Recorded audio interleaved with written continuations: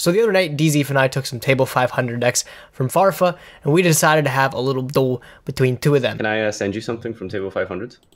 Send. Oh, you want me to play table 500? Send us both one. Yeah. Because I'm not about to go up against Doug's, like, tier 0 Oh, okay, stuff. yeah. I'll send you both a table 500 deck. Yeah. I'm going to activate Unexpected Die. You look like the type to activate Unexpected Die. Yeah, it's fine. Oh, I'm going to bring out JetX the... Controller. All right, ready for this? I'm going to normal summon Worm Kartaros. But then you don't get the value on the search effect. No, I'm not. It's a flip effect. I can't activate. I know, but you don't get the value. Like you could have set it. No, oh, you're about to see the value. Rose Dragon? Are you gonna summon JetX Triforce? What the fuck is this thing?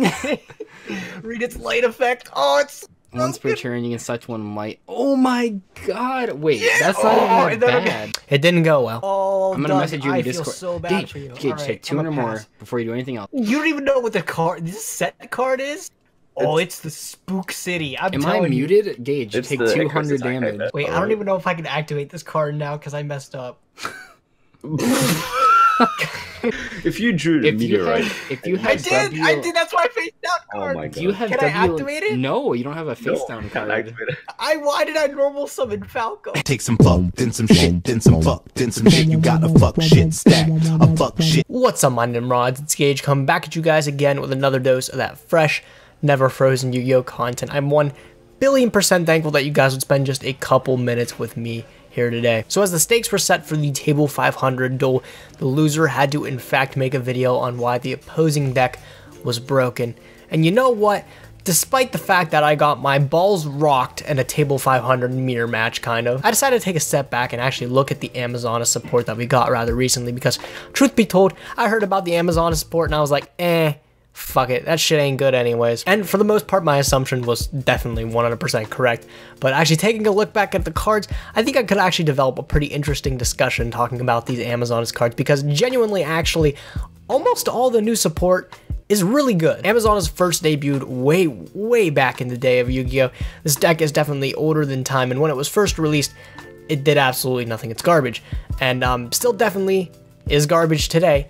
But if we take a look at the new support that got released for us, I think it was actually just a couple months ago at this point, it definitely has shown how far the game has come. But I also think it kind of leads into an interesting discussion where it doesn't matter how broken support you release. If the archetype that you're trying to support originally is garbage, it'll probably always be garbage. That just happened to be the case for Amazonas, because these new cards, every single one of them, they're pretty fucking good. Today I'm just going to go over the cards that I think had the most potential, and I'm going to be talking about how the deck is broken, but maybe we're not using the broken in the same vocabulary that we normally use. So real quick, there's 3 new Amazonas monsters. All 3 of them are actually incredible. I'm going to go over the one that I don't have to talk a lot about, and that's Amazonas Spy. Amazonas Spy is a level 3 Earth. You can reveal another Amazonas in your hand, and you can special summon it, and then when it's destroyed by battle and then sent to the graveyard, you can target 1 Amazonas card in the graveyard, return to hand, or shuffle it into the deck. This card's actually really good in the sense where you can actually just special summon it in your hand for free, and then it can trigger stuff like Baby Tiger in your graveyard and everything. But also this card, since it is a level 3 Earth, you can utilize it with another card that's also equally amazing, and that's Amazonas Princess, one of the newer ones, and you could actually make a card like MX Saber Invoker to pull out one of the level 4 Amazonas monsters from your deck. The only problem with Amazonas Spy, and actually just with pretty much all the older Amazonas stuff in general, is that it has the condition where it has to be destroyed by battle. Being destroyed by battle and by card effect wasn't really something emphasized way back into the older ages of Yu-Gi-Oh! And I guess when they decided to develop new archetype support for Amazonas, it was something that really shouldn't have carried over. As unfortunate as that is, just a free special summonable level 3 has always proven to be okay. See cards like Photon Thrasher, which is a level 4 special summon for free. This one you just gotta reveal an Amazonas, I think it's an Amazonas monster in your hand, which that's genuinely not hard to do. Overall, I think this card's okay for putting another monster on field to again trigger a card like Baby Tiger, which would be in your graveyard to activate that. Let me just talk about Baby Tiger real quick, because that card's also, this card's probably actually one of the better of the Amazonas support that we got released. Amazonas Baby Tiger is a level 2 Earth, has the effect of this card's name becomes Amazonas Tiger while it's in the field or in the graveyard. If an Amazonas monster is normal or special summoned to your field while this card is in your hand or graveyard, you can special summon it, and you can only use this effect of Amazonas Baby Tiger once per turn. Gains 100 attack for each Amazonas card in your graveyard. I guess now is a good time to kind of address where they decided to try to take the new support and what direction to bring it into, and that was to incorporate some thematic fusion monsters, which the cards like Amazoness Baby Tiger as well as cards like Amazoness Princess would be able to make presumably a lot more easy. You have Amazoness Pet Tiger, which is genuinely not that great, not a card worth talking about. And then you have Amazoness Empress, which is a fusion dude that you can summon with Amazoness Queen and Amazoness Monster. Amazoness Princess tutors its name as Amazoness Queen when it's on the field in the graveyard, and this guy does piercing damage, but it also floats into an Amazoness Queen when it's destroyed by card effect or by battle. Regardless, this whole fusion kind of makeup really flopped for the fact that you have to play a polymerization type card to be able to do this. I think maybe if you were to contact fuse him, it'd be cooler. But you don't have that luxury, unfortunately. It's definitely a really odd design choice because there's not even an Amazoness archetype specific fusion card that you could search or something like that. So it's just a really weird incorporation.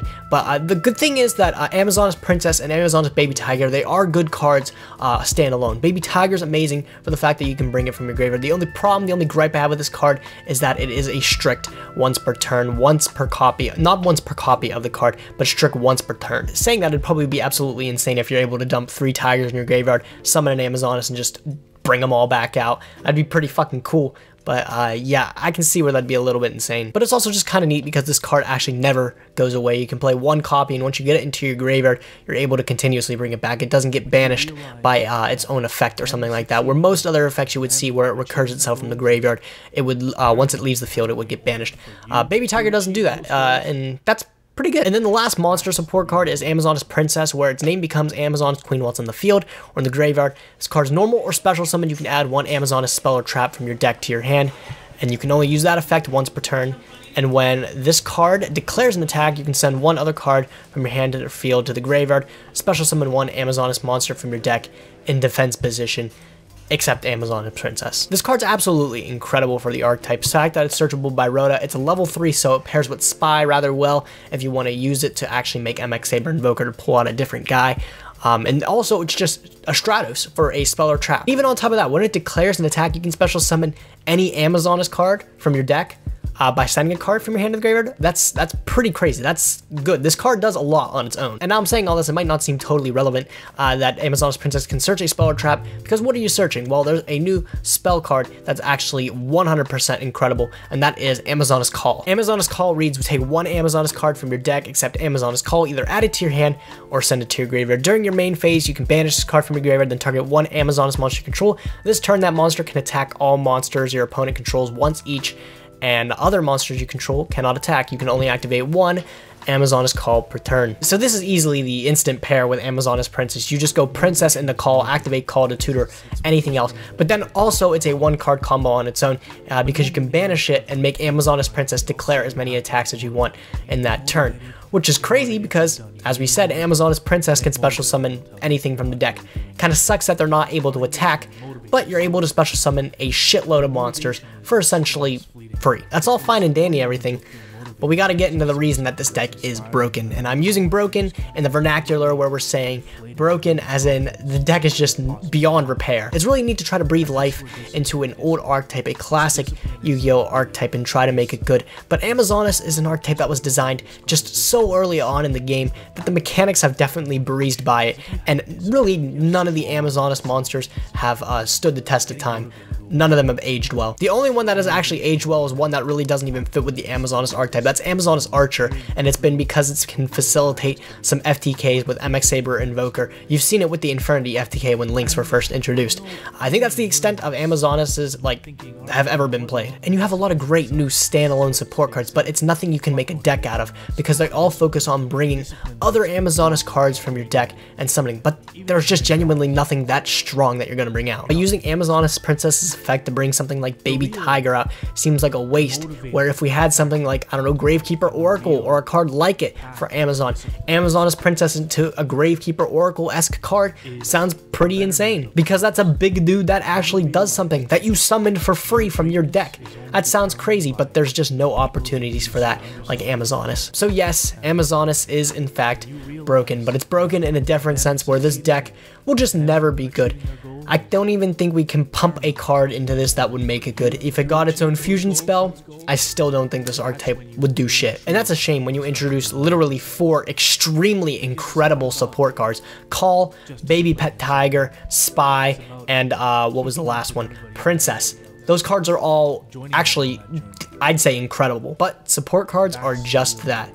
Support cards. They support another archetype. And if the archetype they're supporting is garbage, unfortunately, those support cards in turn become garbage. Let me know what you guys think of Amazoness. Do you think there's a way that we can make this archetype actually good?